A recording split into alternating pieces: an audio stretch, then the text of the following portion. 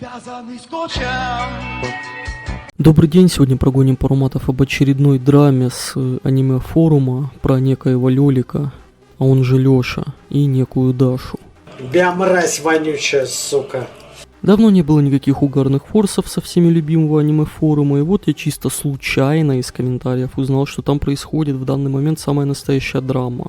Но все началось с того, что я прогуглил имена главных действующих лиц, это Лёша и Даша, и мне в гугле выдало тред, где в шапке написано, кавычки открываются: «Моя мамашка хочет сдать меня в психушку». После того, как я вчера заистерил, порезал себя и выложил фотку на 2Ч. Какой-то дебил-дианончик написал моей матери: «Я лежу с порезанными руками и ногой». Тоже, кстати, на кровати, реву и хочу покинуть этот мир. Она врывается ко мне в комнату где-то в 6 утра, начинает орать. Эта дура берет меня за руки, мне больно. Орет: «Я думаю, я от тебя скорее сдохну, а не от того, что я вскрылся». Берет под воду мои руки, орет, что я весь в отца, что такой же больной. Я реву, она спрашивает: «Что ты орешь, ты вообще больной?» Я реву еще сильнее. У меня кровь, засохшая уже, руки мои перебинтовывает, и как пизданет меня эта шваль.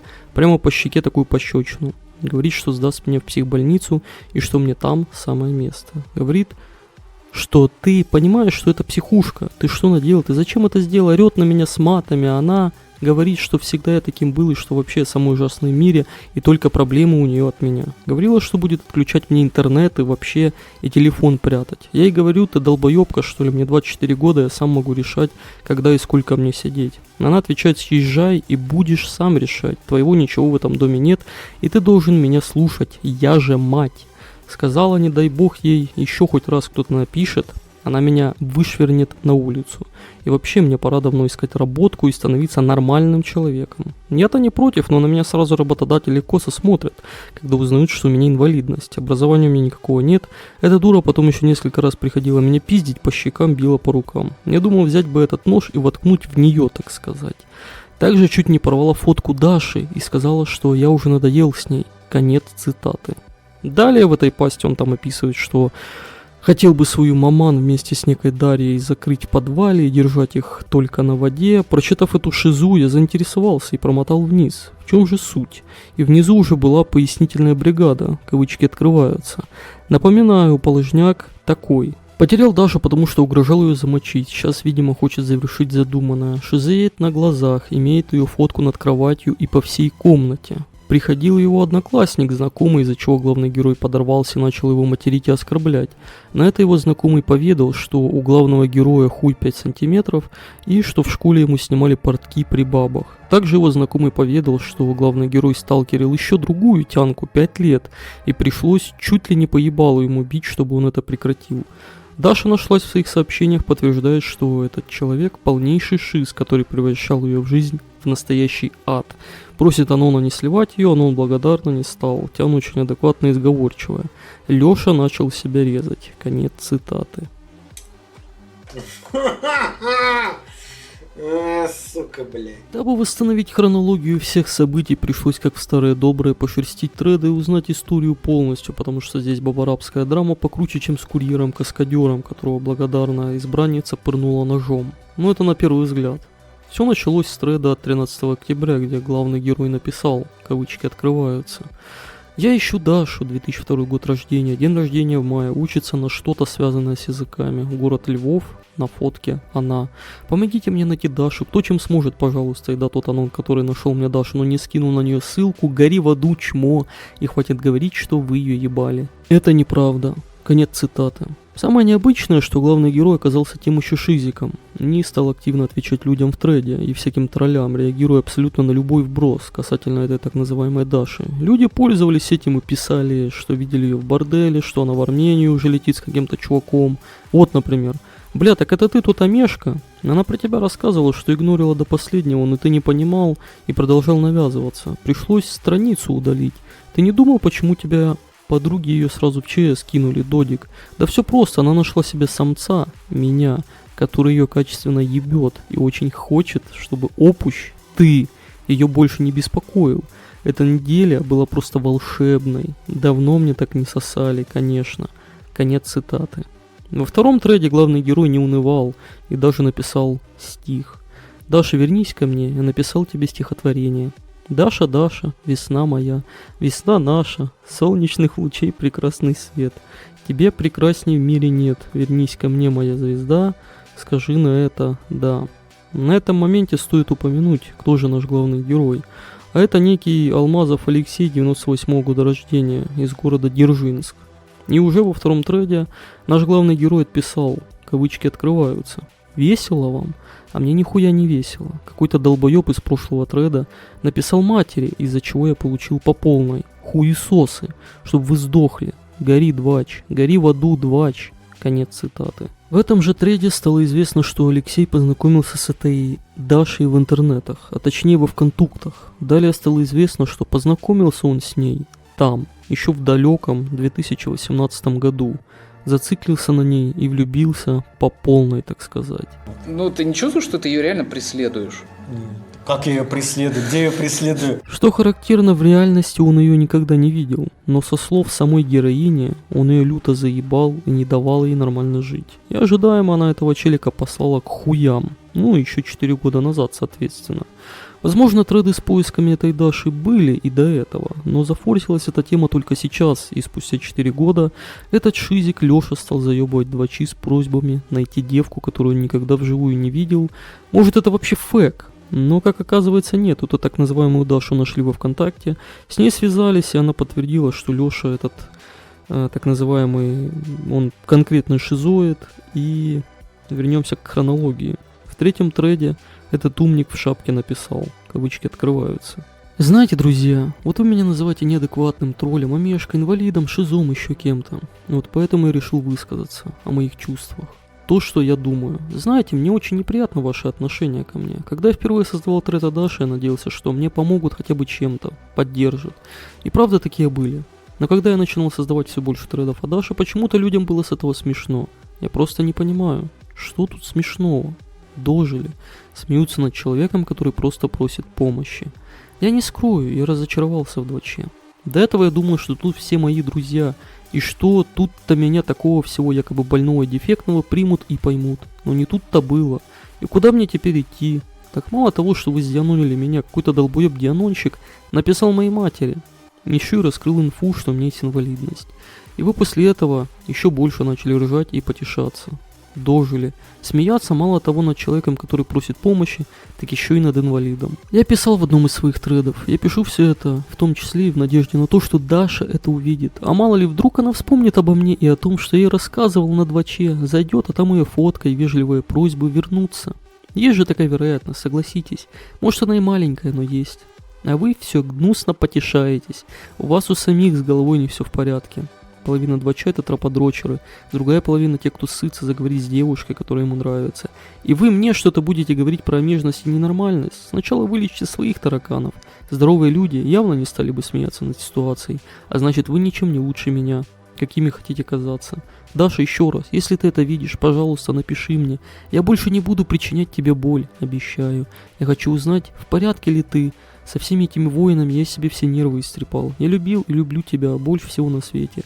Многие люди так мать свою не любят. Со мной ты будешь счастлива, обещаю. Конец цитаты. Так кто кого преследует? Она меня преследует. Доказательством того, что этот чел просто шизоид и подлежит госпитализации, служит то, что он сам признался в том, что писал этой Даше о том, что хочет ее замочить в сортире, но потом извинился за это. Ну и этот индивид удивляется тому, что его игнорят и все добавляют ЧС. Но смешно даже не это, а то, что челу уже там не 15 лет, а 24, но он занимается тем, что ищет какую-то бабу, которую даже никогда не видел, просит помощи на двачах и абсолютно искренне не понимает, что ничего кроме хейта он не получит в данной ситуации. Я считаю, что это уже даже не оленевирус там или что-то подобное, это уже реально беды с башкой. Причем конкретное. Но это и не удивительно, так как из описания выше, которое давал сам герой, что его мамка пиздила по ебальнику и орала, и он плакал.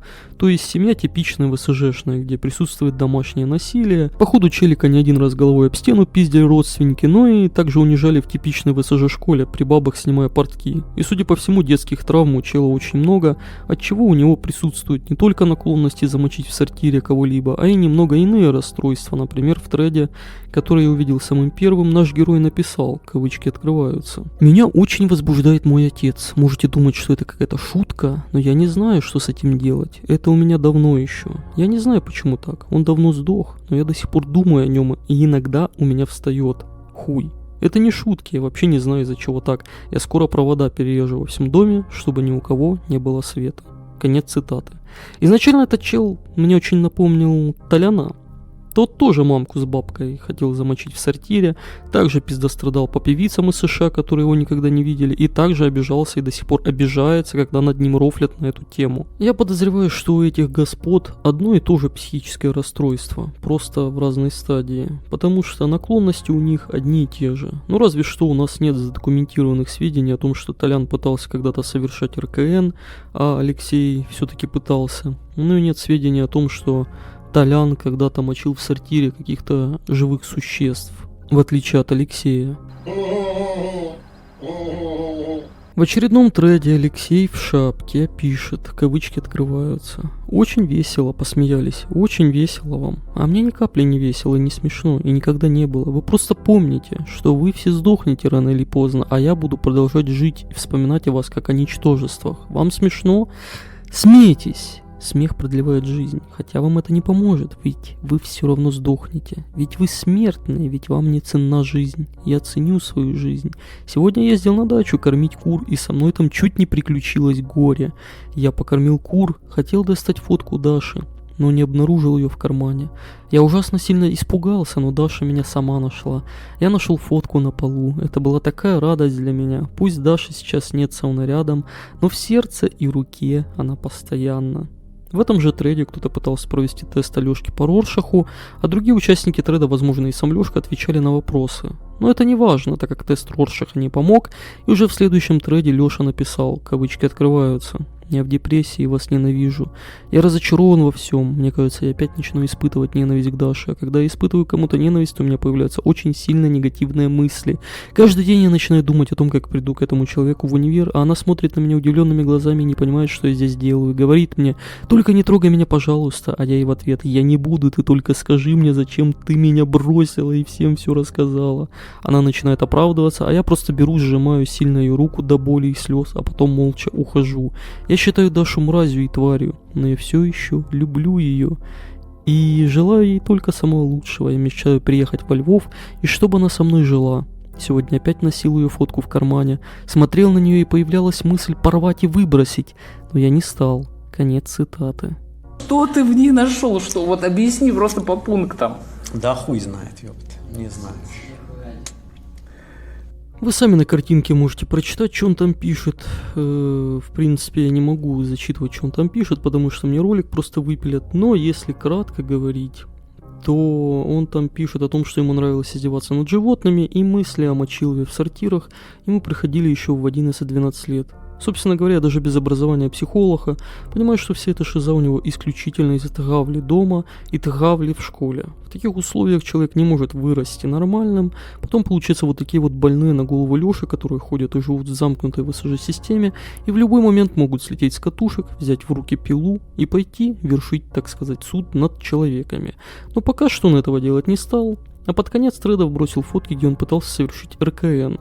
И уже в следующем треде мы попадаем в отправную точку. В самый первый тред, который я видел про мамку, которая его бедняжку хочет отправить в психушку. Ей уже обо всем в деталях сообщили двачеры, найдя ее в интернетах, и она опиздюлила Алёшку.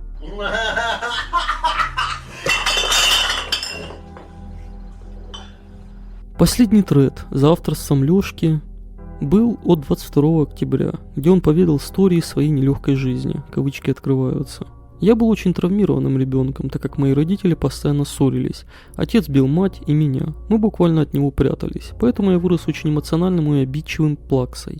Также я считаю, что в детстве надо мной осуществлялось сексуальное насилие. Когда мне было 6 лет, я зашел в комнату к родителям, и они там ебались вовсю. Они увидели меня, но продолжили ебаться прямо у меня на глазах. Это было минут 5, пока я сам не ушел. Также, когда мне было лет 14-15, мать постоянно приводила домой мужиков и ебалась с ними. Она стонала на всю квартиру, даже Бурзум, включенный на всю, не помогал, и я все равно слышал эти крики свиноты.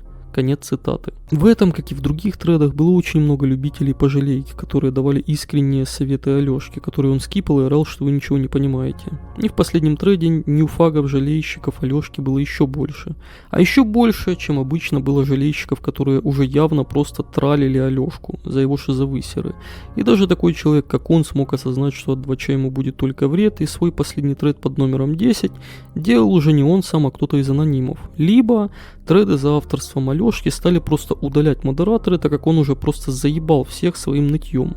Ну короче, в последнем треде уже была оформлена шапка, как положено, там уже были все ссылки на старые треды, вся инфа, деанонимизация, требования отправить Алёшку на лечение в психушку, что я тоже поддерживаю, так как эта личность точно опасна для общества.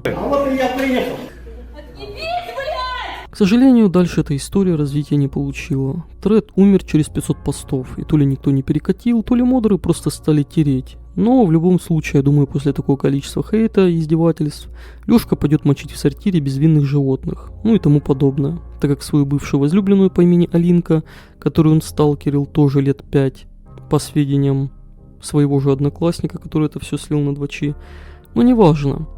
Он не стал мочить ее в сортире, хотя планировал, как он сам же писал в одном из тредов. Ты понимаешь, что это попахивает таким вот маньячелом? Вот Какой маньячел? Что я сделал? Если бы я с Дилдоном приехал, если бы я тут пришел с ножиком, тут бы всех вырезал. Короче говоря, Лёшка — это крайняя степень того, к чему может привести жизнь в ВСЖ, при отсутствии должного воспитания и жестокости окружения. Человек непременно превращается в такого вот монстра, и Лёша — это потенциальный маньяк, мочитель в сортирах, уже в ближайшие годы. И таких, как он, по улицам обозленных на жизнь людей, ходит немало. Они могут умело мимикрировать под нормисов, а в башке прокручивать сценарий, как хотят свою семью замочить в подвале или что-то подобное. Пример Лёшки – это показатель затравленного, сломленного жизнью человека, который пострадал от обстоятельств, которые от него не зависели.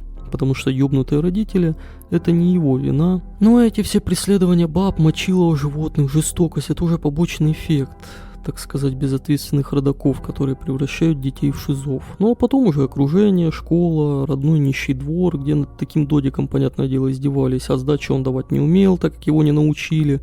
Его затравили, и он закрылся в себе. Дома его тоже травили. Ебались на его глазах, на него всем было похуй. И вот такие вот люди очень часто становятся маньячилами, так как они своими преступлениями тоже пытаются в том числе обратить на себя внимание, типа вот я мочу в сортирах, вот какой я охуенный, смотрите на меня, и получает от этого удовольствие. Желание повнимание блядствовать у этого Лёши тоже прослеживается. Недаром он треды создавал, отвечал всем в постах, фотки постил и даже пытался показушный РКН совершить, что тоже является попыткой завоевать внимание мамки и двачеров. Короче, история на самом деле печальная. Я не удивлюсь, если этот шиз спустя годы найдет эту Дашу или кого-либо еще и замочит в сортире, либо санитары его опередят и определят наречение, что тоже не особо поможет в его ситуации, так как он глубоко травмированный додик и придется ему всю жизнь лечиться от шизы. Но опять-таки, это виноваты горе-родаки, которые непонятно зачем этого Васька забацали и пустили на произвол судьбы в ВСЖ, попутно еще и издеваясь над ним. Так что ситуация, конечно, со стороны смешная. Но если разобраться, то все это довольно печально. Таких вот затравленных Васьков очень много. И момент, когда у них закончится терпение, и они устроят резню бензопилой, этот момент абсолютно непредсказуем. Так что у нас тут не биопроблемная сказка, как обычно, а целый социальный хоррор получается. Так что, карлики, думайте, куда брызгаете. Не надо рожать ненужных вам детей и издеваться над ними. Учитесь на чужих ошибках. И всего вам доброго.